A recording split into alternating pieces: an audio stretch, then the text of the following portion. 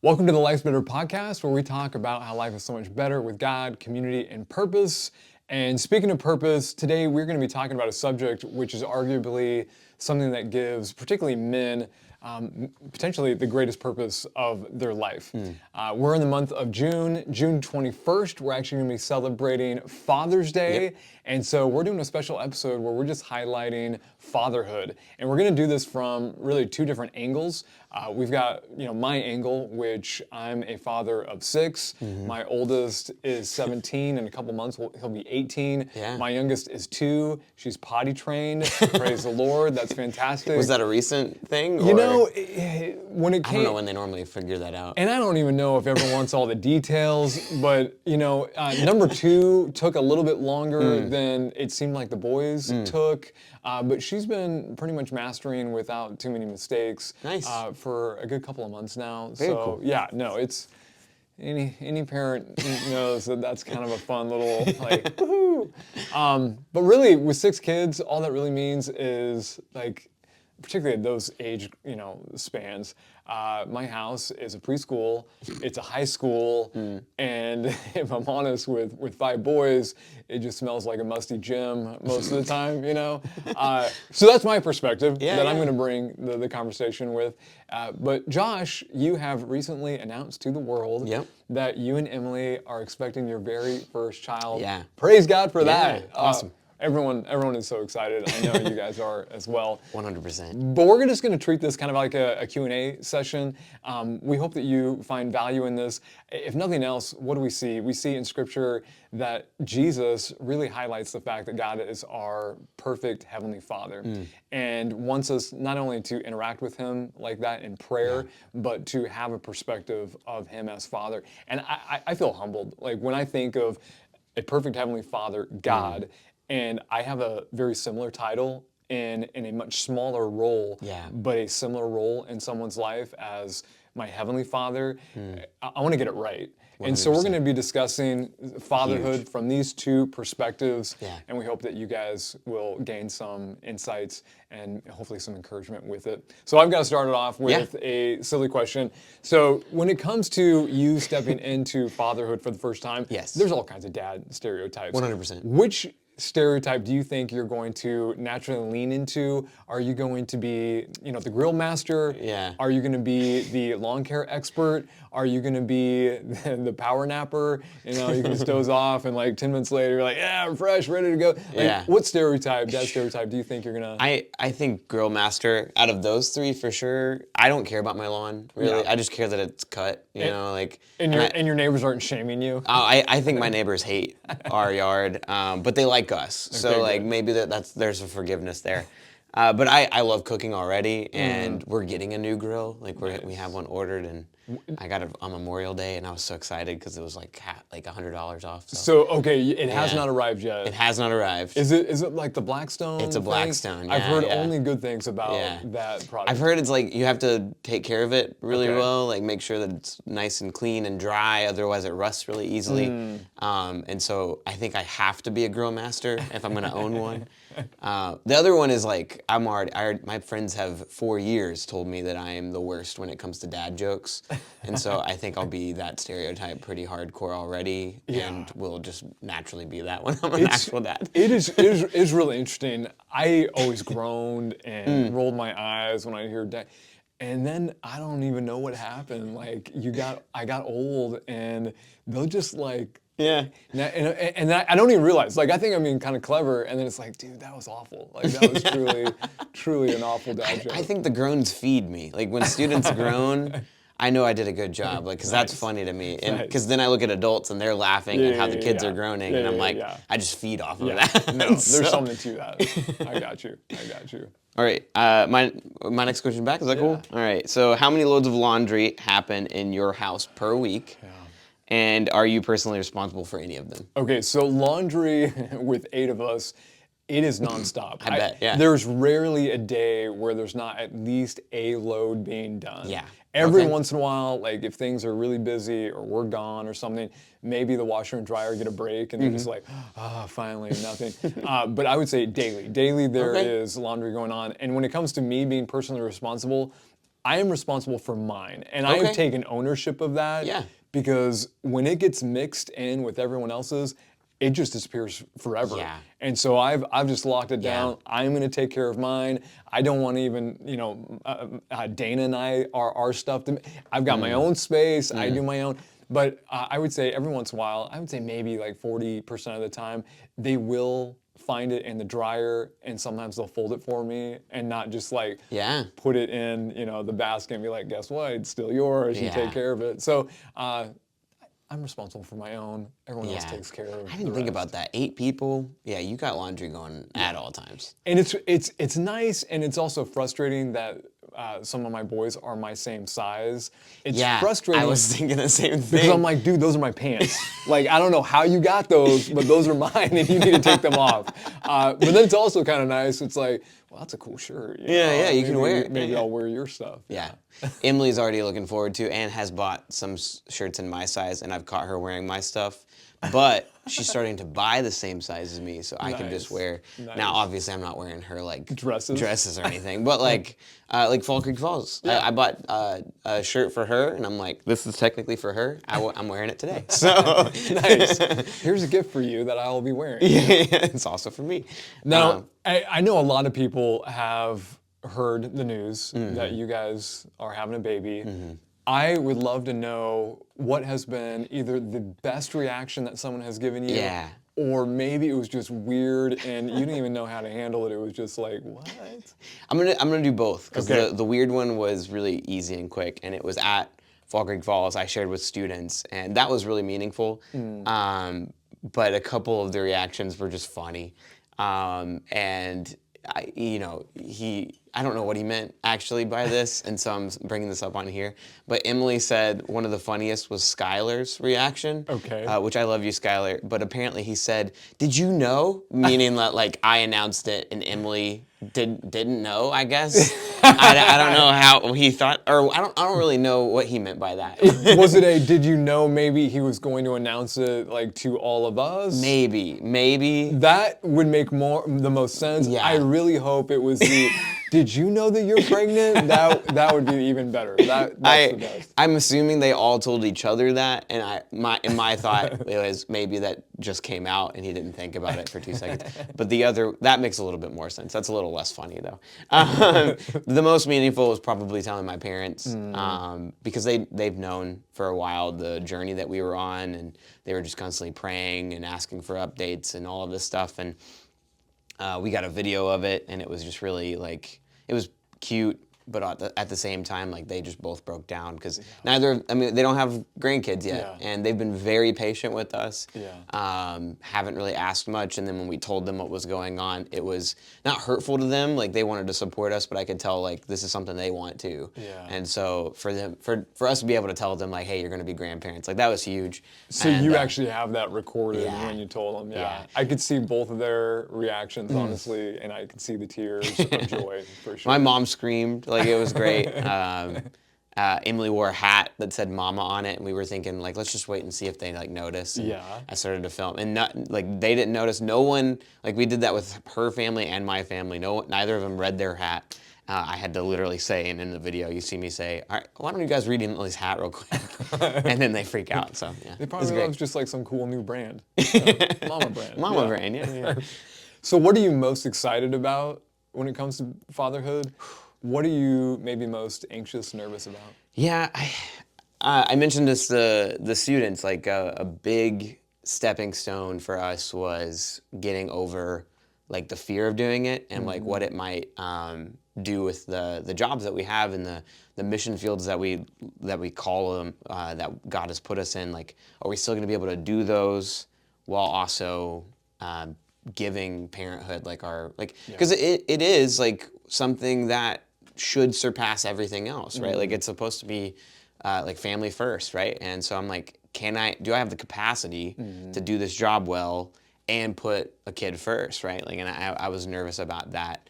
I still am, but just the journey God's brought us on, it just makes it more and more evident that like He's in this, you know? And if He's in it, then He's gonna make me who I need to be, you know? And I'm gonna obviously put in the work, but like I'm a little less stressed that that's not possible. And then the thing I'm most excited about is just like like all of the I've always loved little kids. I've always loved students. People have asked me like, what is the age you're least excited for? And I'm just like, I like kids in general. And it's gonna be like one that's Emily and I mixed, the good and the bad, and like all this stuff. And I don't know, I'm just excited about kind of the stuff that you were talking about, like learning more about my relationship with God through the lens of being a dad and loving on this kid. And yeah, those are my stuff. I know when it comes to that side that you're nervous about, or at least you're a little, how's this going to work, right? There's always a bit of anxiety about the unknown. But as someone who's been in ministry, particularly even in youth ministry, one encouragement that I would at least let you meditate on is it's a really great space for young people to see how parenting should be done well if you're inviting, your wife and your children to be a part of the ministry. Now, obviously, certain things are more comfortable for Emily and the kid to be a part of than other things, but Dana, she'll admit, she has FOMO a lot of times. She just wants to be involved and doesn't want to be on the outs. And so for her, being involved in the normal activities was like, yeah, of course I want to do this. And so although it's maybe not ideal, and I always looked at it as, and now they get to see, like, the home life of some of these kids is awful, but now they get a picture of what it can be. And I think it was a blessing for Dana, the kids, and even the students that we served, for them to be a part of as much of the ministry that I was involved in as possible. So I don't know, something to think about, meditate 100%. on, but I think it could be, hopefully an alleviation of stress if you have that perspective. But anyway. 100%. And to already say, like, even just inviting the students into our story, I can tell has been really meaningful to them. And it's been really meaningful to me to like share that. And I mean, without getting, I think we're going to talk about it a little bit later, but like the lessons that I did at Fall Creek Falls were written about like sort of the trials that we went through over the last 2 years. And a lot of it I wrote before we got the good news. And so like it was just, the exclamation point on top of like everything else. And and on top of that, like we'll talk about it later, but like it's just, I think it's best, like youth ministry is best when you're inviting them into your struggles and also your wins and stuff. And not trying to put like the focus on yourself, but like when they see that your faith actually impacts the way you're living, like it's huge, right? It's like, modeled. Yeah. All right. Well, next question. What was your biggest fear? I've just shared mine, so this is perfect. What was your biggest fear before your first child was born? My biggest fear was I wasn't going to love my child the way that I know God wanted me to love my child, which I think most people will kind of go, like, what do you mean by that? So I've known that there's just a natural selfishness in me for a lot of my life. And I had this really great thing with Dana where I felt like I was loving her really well and she was loving me really well. And we had this really great thing. And I was afraid that, this child would come in, disrupt that, and I wouldn't have the love for the child that I needed to have. And fortunately, like once the child arrived, there were some days where it was just like, can I just throw you out the window? Certainly. But I think God gave me, and I prayed for her. I was like, God, give me the capacity. Like, give me a heart for my kids. And, I think that prayer has certainly been answered. And so that was a fear, but it was alleviated. I think that's fair. There's always like horror stories of people who, when they have their kid, they look at their kid and they feel nothing, and it's like because of stuff that's going on in their past, and like they have to unpack all of that. But like, I don't know. I look at Emily's belly already, and she barely is showing, and I'm like, I already love that little ping pong ball that's in there. I don't even know. Is that where we're at? Yeah, it's a ping pong plum size. Awesome. So yeah, it's still growing, but at this point, it might be bigger. I don't know. Does it have a tail right now? I remember there was... So I think all of that's starting to go away. Okay. Yeah. But I know what you're talking about. It's very strange that we have tails in the womb. But it has limbs, and like you can actually see. At first, when we first got the picture, it was just a dot, and we were like, that's the baby There somehow. it is. Yeah, but I now see it that looks like cute a little nose. baby. Maybe. All right, and then what parenting advice turned out to be completely wrong? Did you get any that are like that? What I find about parenting advice, there's always a kernel of truth or a helpful, okay, I can use it in this way. Yeah. But the one that I heard over and over again, and I even just kind of wondered, okay, what do they mean by that? Was you can't be your child's friend. And I know what's behind that messaging. It's you've got to have a break between the authority that you have and the camaraderie that you have. You've got to be able to set rules. You've got to be able to set boundaries. You guys are not equally peers. And at the same time, you can't talk to your child and burden them with your worries and stresses because they're just not, they don't have the capacity for that, or they shouldn't, So I know what they meant by that. But man, my kids are like some of my best friends, and I love being able to share, appropriate things with them about my life and stories and experiences. And it's like, okay, who do I want to hang out with? Yeah. Who are the people that even make me better? Like, well, that's a best friend, And so it's my kids. Yeah. It's weird. Like, I know it's not the same, but like I've heard the same thing about youth ministry, and I'm like, but they are my friends. Yes, like jokingly but not jokingly, mentioned on the ride home from Fall Creek Falls, like we were all talking about like how great of a week it was and like all of this stuff, and they were like, "Are you excited to go back home and like hang out with your friends?" And I'm like, most of you guys are my friends. Yes. And yes, I have authority over you, and yes, you better listen to me whenever I tell you like you're doing something wrong. But at the same time, like I enjoy hanging out with you guys a lot. Yeah. So I'm glad to know that that's not necessarily something I have to think about with my kid. Like I can actually have fun with them. My dad modeled that. Like he was my best friend for a long time, and that was mainly because I was a really lame kid, but also because he's awesome. So but. Well, you've mentioned Fall Creek Falls several times, and this is a annual trip that our youth ministry takes to Tennessee. It's a state park, probably the best state park in our region, in my opinion. I've been to quite a few. But one of the things that you did at Fall Creek Falls, including 1,000 other responsibilities, but you taught each evening, and it was on Wednesday night that you shared the story of infertility for a while. You've been wanting, and it's been a season of waiting, and it definitely struck a chord with everyone there, and not only to see your transparency, but also just to kind of see how God answered your heartfelt prayers. Share as much as you want. I'll try to give an abridged version because Dustin got the video of that because Emily really wanted it. And it was 15 minutes long from the moment that I started talking about it, and I didn't realize that I was going to ramble that much, and I feel like I didn't even share like half of it, type of thing. But about 2 years ago, right after sabbatical, so maybe this is in the cards for you guys. I don't know. I'm just kidding. Maybe number 7. Might hope.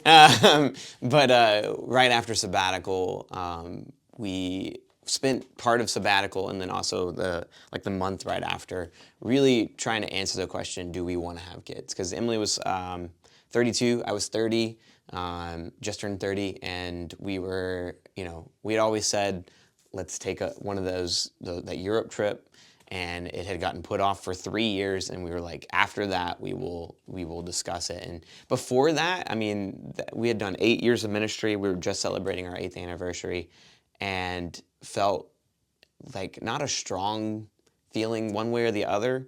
And that to me was my biggest like sticking point, was if I don't feel really strongly about it and Emily doesn't either, then the biggest regret we might make is having a kid and not be all in. And I just didn't want that. I didn't want it. There was fears about it ruining things, but at the same time, I just didn't want to ruin this kid's life and have a kid when we didn't want one fully. And so my biggest prayer was, God, if this is supposed to be like it's supposed to happen, make us both all in on it. Like really, really want to have a kid. And at the end of July, like I read it in my prayer journal, like to the students. I had wrote this long thing about like how Emily and I both are on the same page about it. And when Emily was finally, like, I had started to get the feeling like, I kind of really want to be a dad, but like, I don't want to be a dad unless Emily really wants to be a mom, right? So God, make Emily really want to be a mom.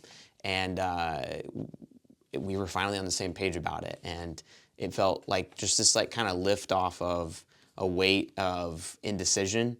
And, I talked to the students about how Philippians 4:13 says, I can do all things through Christ who gives me strength. And that through Christ aspect of it means there's an aspect to our lives, our whole lives, that everything needs to be surrendered to God in order to be given that strength to get through things. I can't do it on my own strength. I have to accept that God can do it. And so that means I have to surrender me trying to do it on my own. And so my surrender to God was, hey, I have this fear that I'm not going to be a good enough dad, that I can't be a youth pastor and a dad at the same time.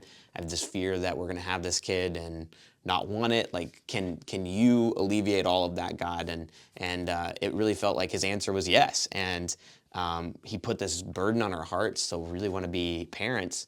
And we had thought, by Christmas, maybe we can make this really awesome announcement to our family. Most people we talked to said that, like, 6 months, like right around then, your odds are good for like under normal circumstances. And so that January, nothing had happened yet, and we started to, like, Emily especially started to get worried. But I was like, you know what, like, whatever, like, God put it on our heart, like, it's gonna happen. And it wasn't until a year, and so a testing of faith there, when we got right back around to when we had made the decision, hey, we're gonna try, that I started to be like, uh-oh.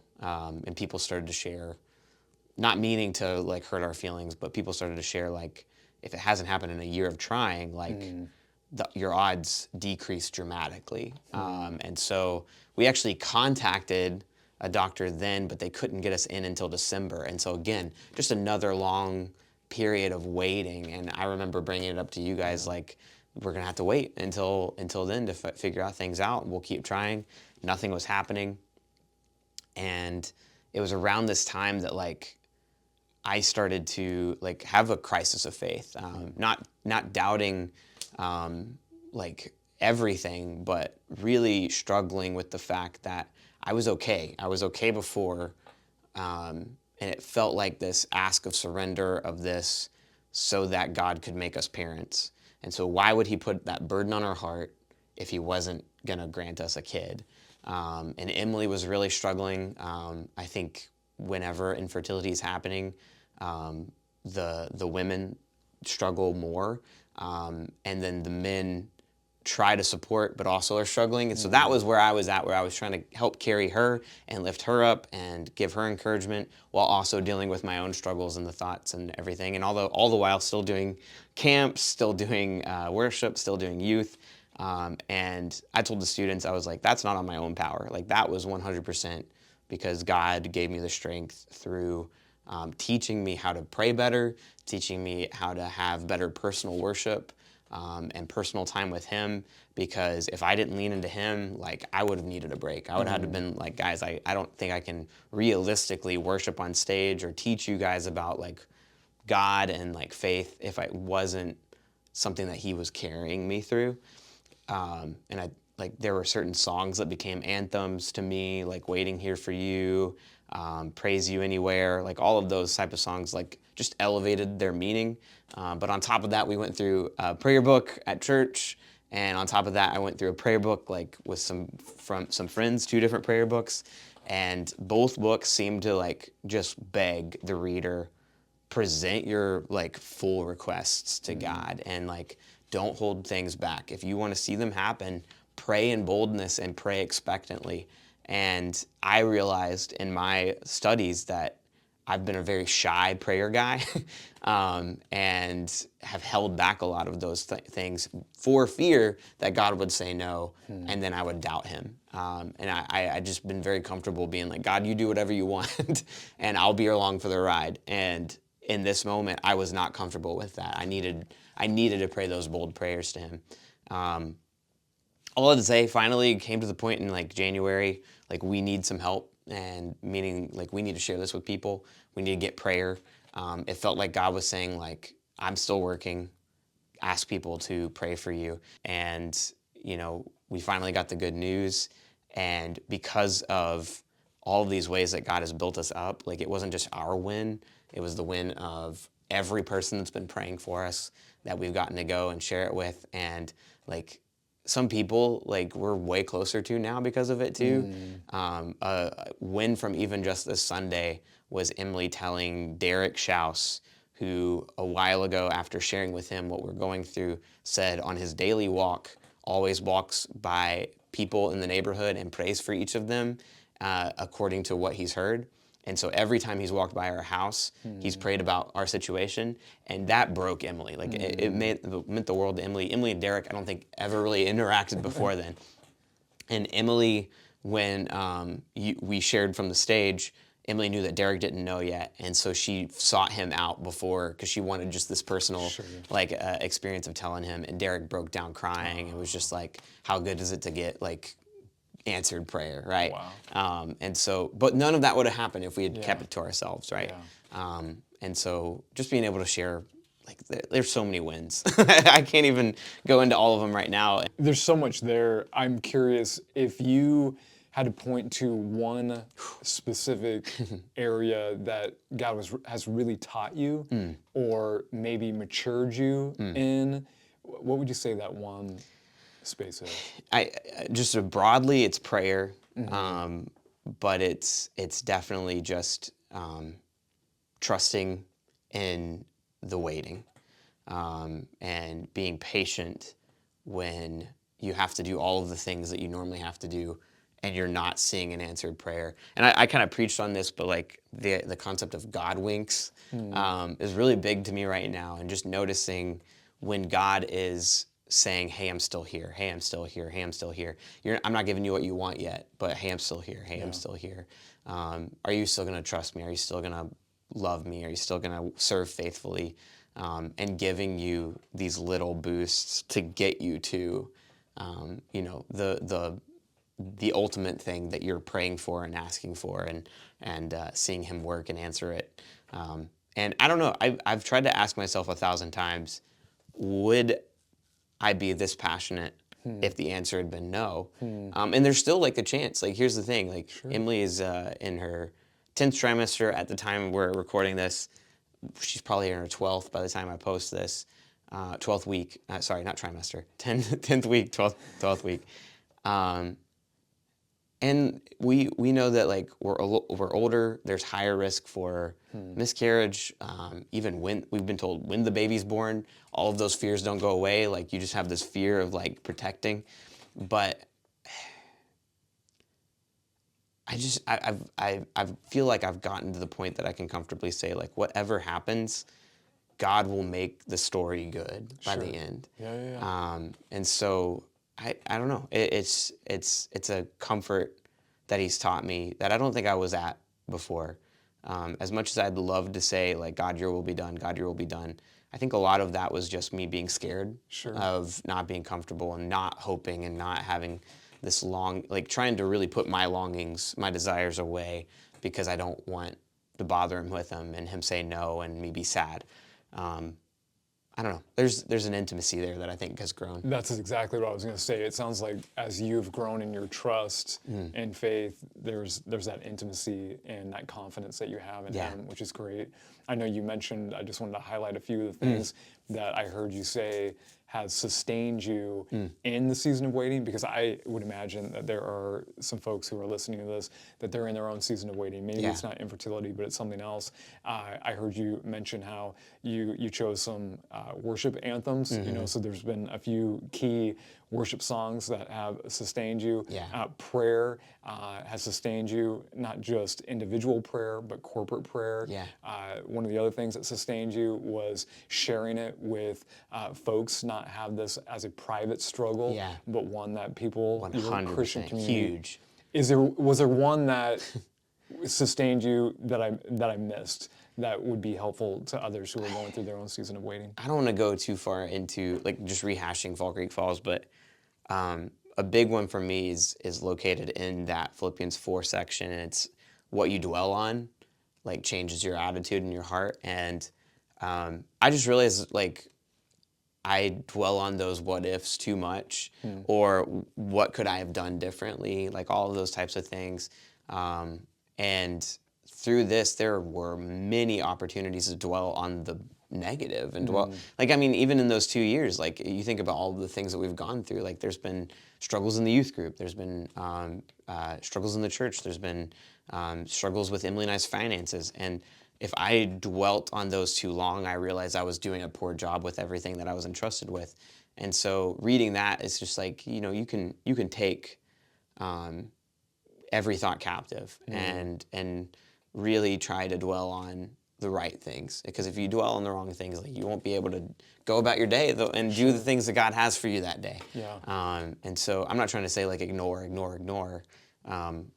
but make sure that like 90% of your thoughts are on the right thing. Yeah, And, so redirecting the energy and your thought life to the things that could be productive as opposed to counterproductive. I know, I love that. Well, Josh, thank you so much for sharing all of that. I know it's not always easy to be transparent, particularly with, folks on the internet. Yeah. But thank you for doing that. No, Emily and I've said ever since the second round that we got to get help, which if you want to talk about that with me, like we can explain everything that happened, but it happened on Easter weekend, and Emily prayed this bold prayer of just like, if it happens on this, like like there were other things that were happening, like I'll share this really quick. When we went in to get it, we randomly ran into these people that we've known for forever, that we forgot when we were like younger, were going through infertility.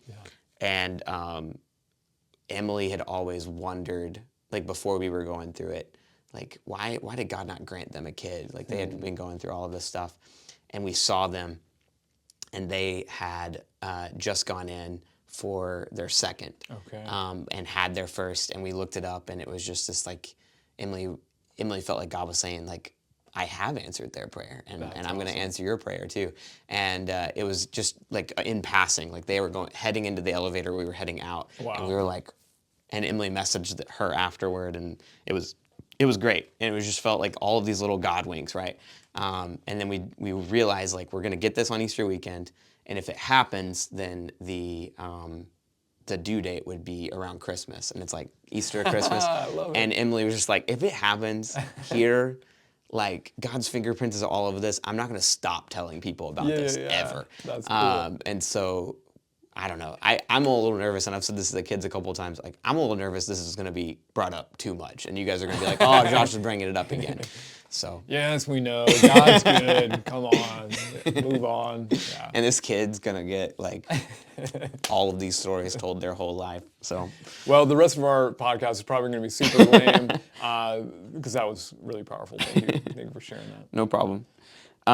So I have a couple questions. Rapid fire. What is the biggest blessing of having 6 kids? So, the fun. Having 6 kids, when you have like one child that you can pour your love and affection into, and they just kind of naturally pour their love and affection into you, dude, it's so great. I multiply that, right? Just keep adding those, and that's what you're experiencing. So that would be the biggest blessing. That's for me. super cool. Yeah. What about the biggest challenge for 6 kids? It's a hectic. I mean, everybody's got their own, wants and desires, and you're trying to hopefully meet expectations and also temper expectations, and fights and sleepless nights. Oh my gosh! I mean, all of that. It just you multiply that as well. Yeah, fair enough. I didn't realize this, but your amount of kids you have at home are bigger than the amount of kids I had when I first took over the youth group. So that's pretty impressive. That's pretty awesome. All right, how did you disciple your children in everyday life? Yeah, so we have some rhythms when it comes to our discipleship. This certainly isn't all of them, but one of the things that we prioritized, and this happened when we were in Christian ministry, and when we weren't, at least in paid staff. first of all, discipleship takes place in the home, but we made a priority to be connected in a Christian church where discipleship is not just, seen between mom and dad, but a whole community of Christians, which has been huge. But then when it comes to the rhythms of our home, every single morning, what we do is we have a time of gratitude. We have a time of prayer. We have a time of getting into God's Word together. We have a rhythm of prayer, for obviously meals. Obviously, well, I don't know how obvious it is, but before bed. But then I try to just bring, conversations about God into the norm. Like it's normal. It's normal to talk about God. So it could be just a beautiful day. And, when the kids are just naturally bringing it back to God and His creation, or they had a unique experience where they were able to serve and they just kind of connected it to the purpose and the responsibilities that God has given them to do as missionaries, in the community. We talk about those things. And one of the things that we do, even when we're praying or when we're driving, we'll just be like, hey, I'll just lean over to one of the kids and like, how can I be praying for you today? And so just bringing, our relationship with God into as many aspects of our lives as possible is probably the best way that we disciple. Yeah. No, I'm a youth pastor, so of your kids, and so I get to hear about some of those rhythms, and it's cool. Like I don't know, they bring it up so naturally. It's like, oh yeah, that's just what we do. I'm like, oh, that's awesome. Like I don't think you realize how unique that is, Yeah, and I hope that they were able to communicate in a way that maybe even students are like, hey, maybe I can bring this as a part of the rhythm of my family, even if it's not coming from dad, or even if it's not coming from mom. And I've heard that too. It's like, hey, I mean, how many students have brought their kids, or excuse me, how many students have brought their parents to church because they first, were able to experience Christ here? I mean, the number's pretty high. Yeah, so. it's crazy. Yeah. We're still hoping for more. Yeah. No, there's definitely some parents that I would love to see around here, and we don't. And the last one, I feel like I know the answer, but it's really important. And Emily and I think are going to try to model this. But have you found any practical ways to spend one-on-one time with each child? Yeah, as much as I would love to say, oh, daily, I'm just making those one-on-one times. I mean, obviously, I connect and I hug and we talk and we share, but it's you and me time. We have a weekly rhythm where I get one of the kids for an extended period of time. And it's always Monday evenings unless something's going on. And we do 4 things. We make sure to do some sort of adventure together that they enjoy. Last night, today's Tuesday, last night it was Travis and he wanted to play pickleball. And for the record, we played 5 games. I won 3 out of the 4. Or excuse me, 3 out of 5. 3 out of 5 is what I did. So in your face, Trav. And then we always make sure we have a time of prayer. Usually I feed them something. So Dana finds something that's cheap, and we've got a coupon, and I'll buy him. So he got a burger last night. Nice. And we have that time of prayer. We have that time where we do some sort of devotion, some sort of spiritual discussion, and then I just tell them one thing that I really love about them, and it's usually something having to do with what's currently going on. That's awesome. So yeah, that's the one-on-one time. That's awesome. Well, Josh, we're gonna do some rapid fire for you as well.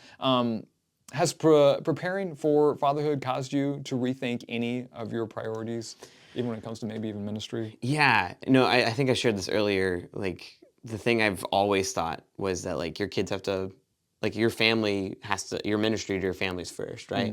And I think that's biblical. If I'm not leading my family well, then I probably shouldn't be leading other people's families well. And so, I don't know what it's going to look like exactly, but with Emily going to school or teaching at school, like she'll be able to kind of take them to and from school.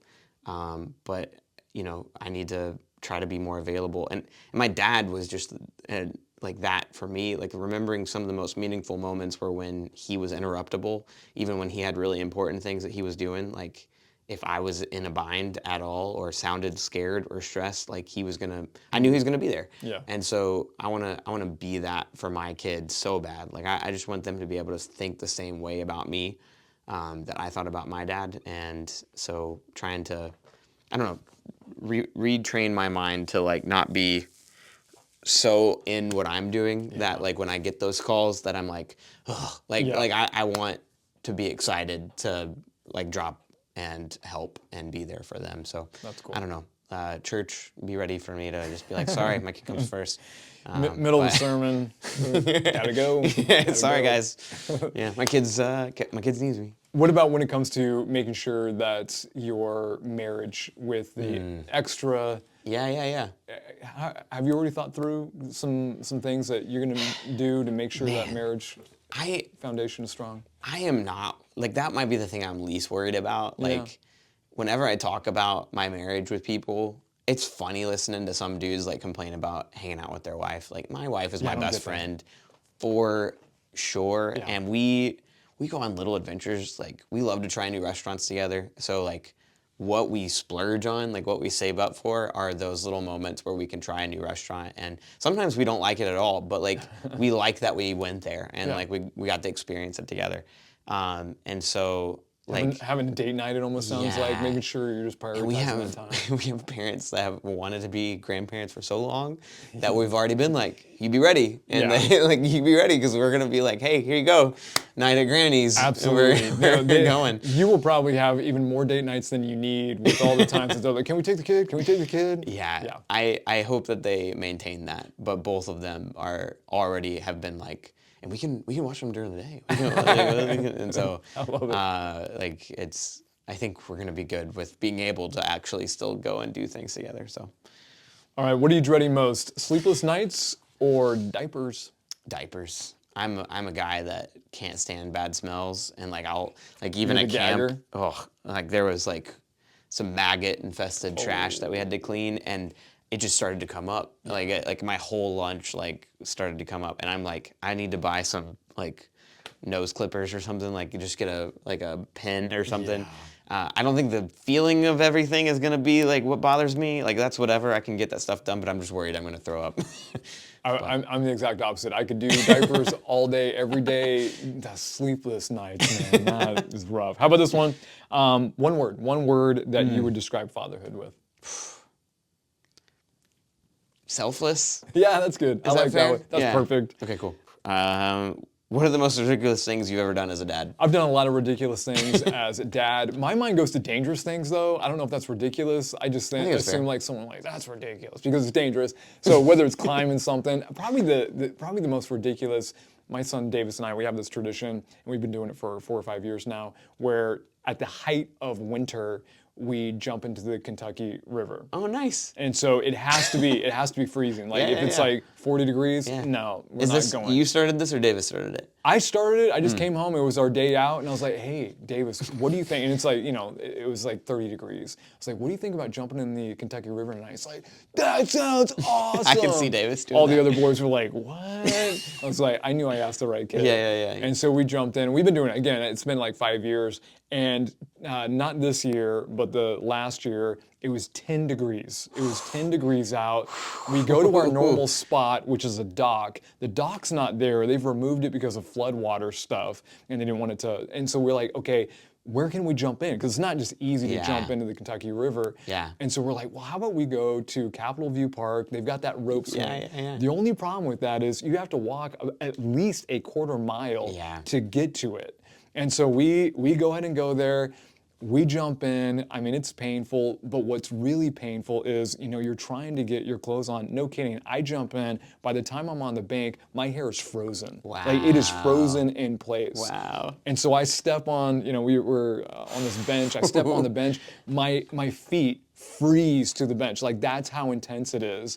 And so then you have a quarter mile walk back, and by the time, I'm having the experience of hypothermia for several, I think it was like 2 weeks after. There was numbness in some of my, so it was probably dangerous, right? It was just to the point of like, we probably shouldn't have done it, but we've got an epic story forever. Yeah. Does Davis, like, he remembers this now? And, like, No. I need to ask him about this. He'll probably tell people more than I'll even tell people, but yeah, it goes down in the record books. That's crazy.